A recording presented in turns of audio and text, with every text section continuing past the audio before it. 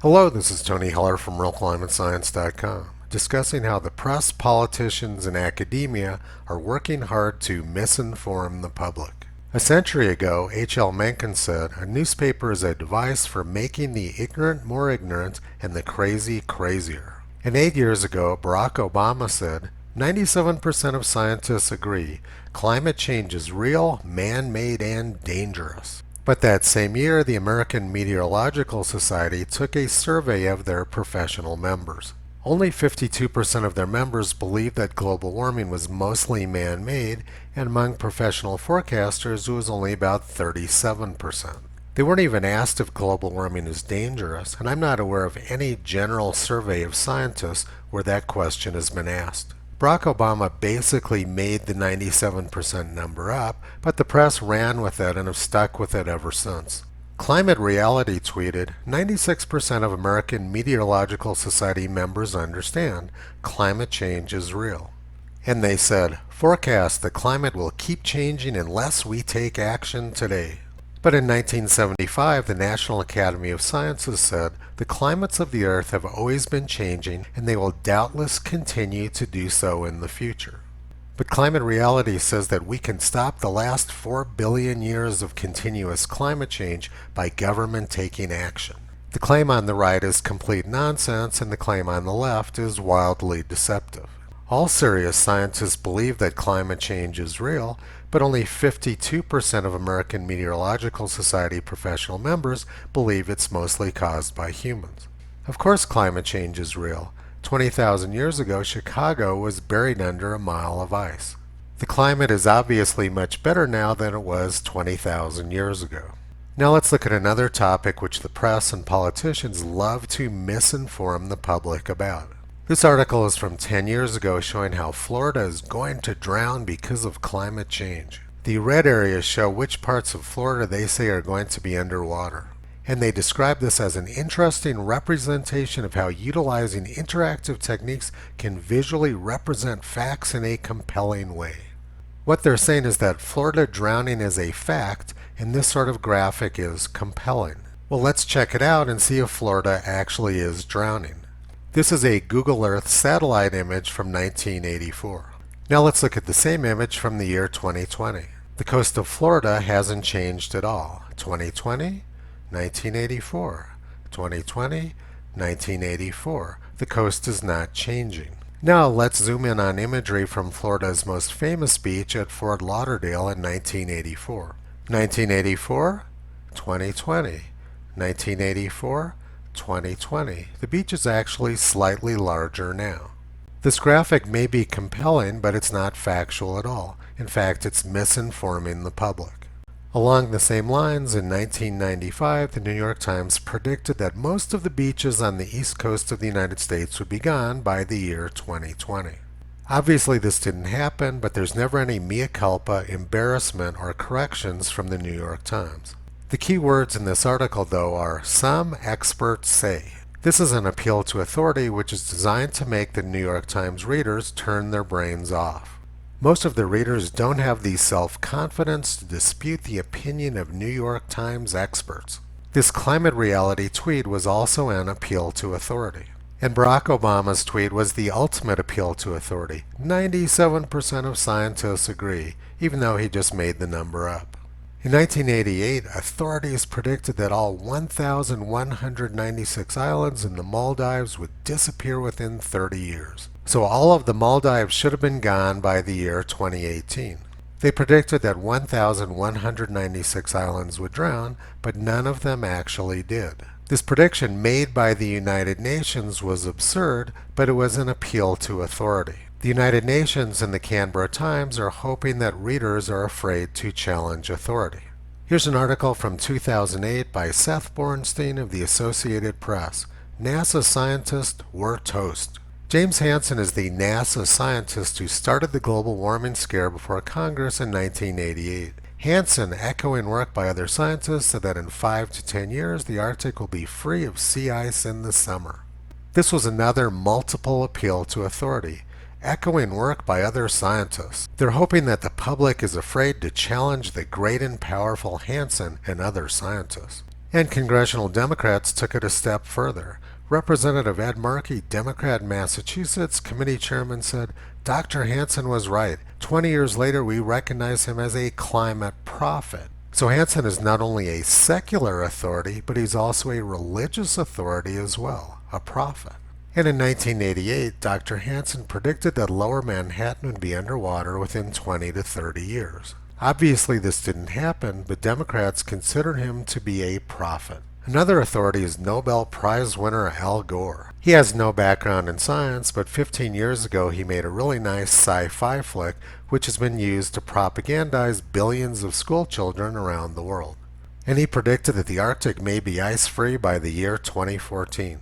The idea is that billions of school children aren't qualified to question the opinion of a Nobel Prize winner. Here's another appeal to authority from 1989. A Commonwealth expert group set up to look at climate change estimated there was a 90% certainty that sea levels would rise between 1 and 4 meters by the year 2030. Obviously, this isn't going to happen, but the press and politicians use this word expert to try to get the public to turn their brains off. Now let's fast forward to some more recent insanity from the press. After decades of climate experts telling us that global warming was making winter disappear, winters started getting very cold again. So a few academics started saying that global warming was making it very cold, and the press labeled them as experts. The press has been telling us for years that the Arctic is overheated, the ice is melting, and the polar bears are drowning. But now they're telling us that super cold Arctic air is making its way down to Texas and freezing people to death. So according to the press, the air in the Arctic is very warm, but for some reason when it comes to Texas, it gets very cold. The concept is completely idiotic, but the press is once again relying on an appeal to authority to get people to turn their brains off. And at the same time, the press and academics are telling us that global warming is making winters very cold. They're also telling us that they want to make the Earth even colder. They want to pollute the upper atmosphere to block sunlight and thus make the Earth colder. Bill Gates has been sponsoring this plan for years, polluting the upper atmosphere, reducing sunlight, and making the Earth colder. Bill Gates is not a scientist, but the fact that he has a lot of money makes him an expert. His money allows him to buy politicians, journalists, academics, and government agencies. Here's an article from Popular Mechanics a few weeks ago. Bill Gates is thinking about dimming the sun. The billionaire is backing a study of the controversial technology called solar geoengineering. Here's another article from 2014 discussing the same thing. And here's one from Newsweek 1 month ago. Bill Gates' funded study to dim sunlight may be needed against horrific climate change. And in February, the New York Times asked, should we dim the sun? Will we even have a choice? We had record cold weather in February. The National Oceanic and Atmospheric Administration reported that February was the coldest in 30 years. Yet the New York Times suggested that same month that we have to dim the sun to make it even colder. So the idea is that global warming is making it very cold, and the way to stop this cold is by blocking the sun and making it even colder. Experts say that the way to stop the cold is by cutting off our supply of fossil fuels and building more windmills, which freeze up during cold snaps. Climate experts want to make us dependent on wind and solar to keep us from freezing to death in the winter. And at the same time, they want to dim the sun, which reduces the amount of solar radiation reaching the Earth. What they're proposing is not only absurd, but it's also genocidal, and people have started calling them out. Wind and solar aren't reliable anytime, but particularly when you need the energy the most during the winter. Bill Gates has been promoting and financing this idea of dimming the sun for the past 7 years, but he's starting to get a lot of criticism for it. This must be making him nervous because now the press is trying to rewrite history to say that he never did this. This article from fact checkers at USA Today appeared 2 days ago.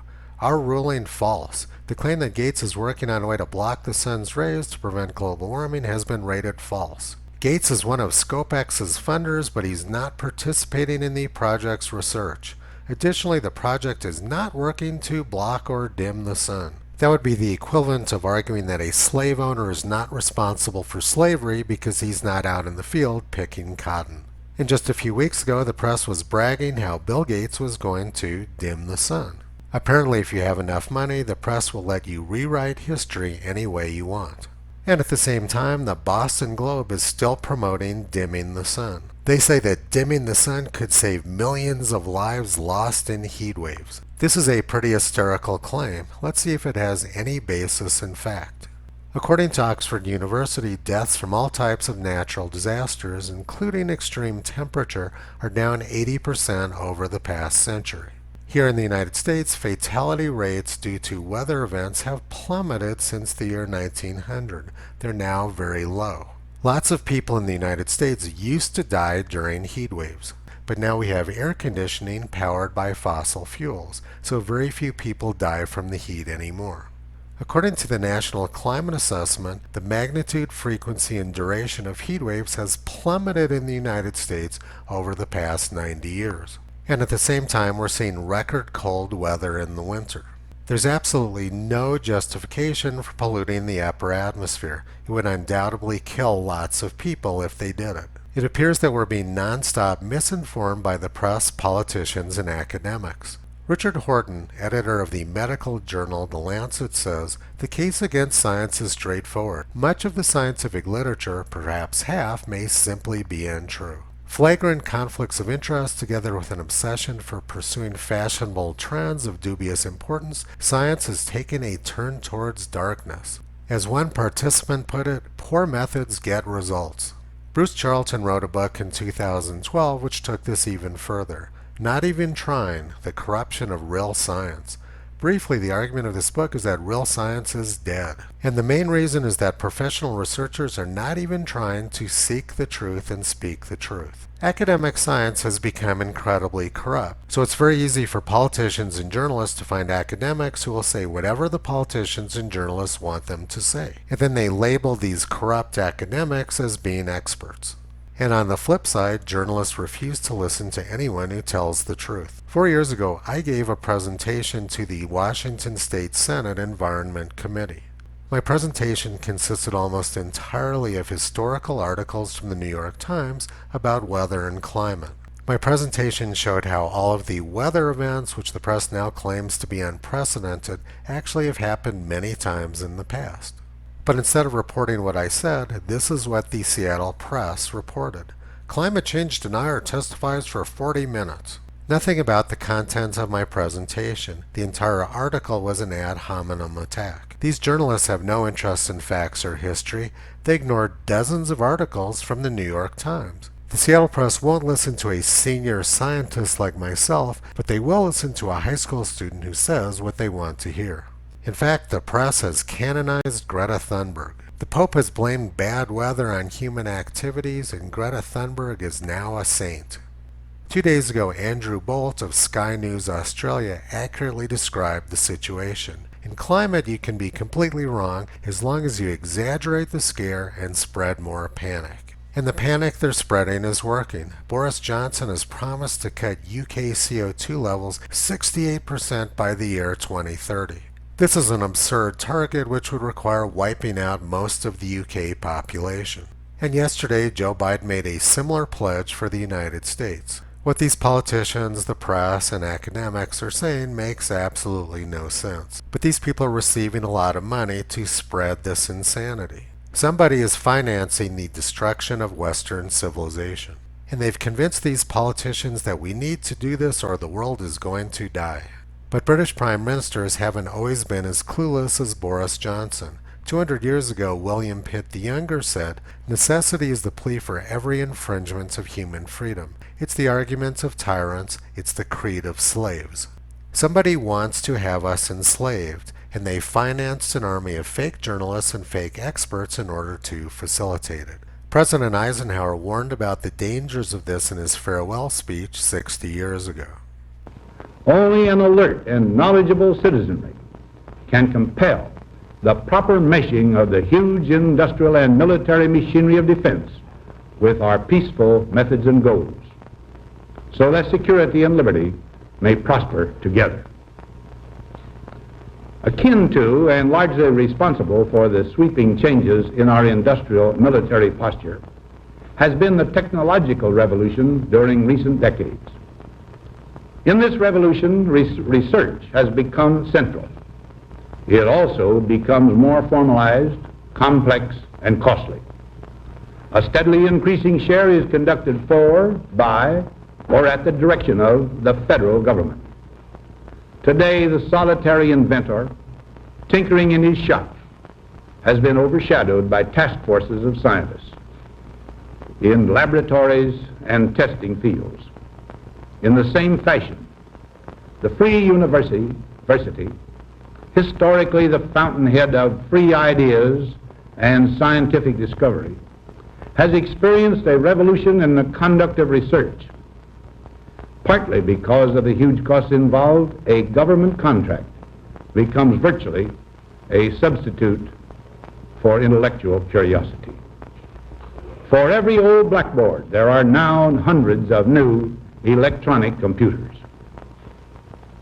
The prospect of domination of the nation's scholars by federal employment, project allocations, and the power of money is ever present and is gravely to be regarded. Yet in holding scientific research and discovery in respect, as we should, we must also be alert to the equal and opposite danger that public policy could itself become the captive of a scientific, technological elite. And that's exactly what's occurred. An army of fake, corrupt experts and journalists has seized control of public policy. Whoever these fake experts and journalists are working for, it's certainly not for the good of the American people. Toto's been pulling back the curtain on this coup for the past 13 years. You can visit him and Kyrie on the web at realclimatescience.com.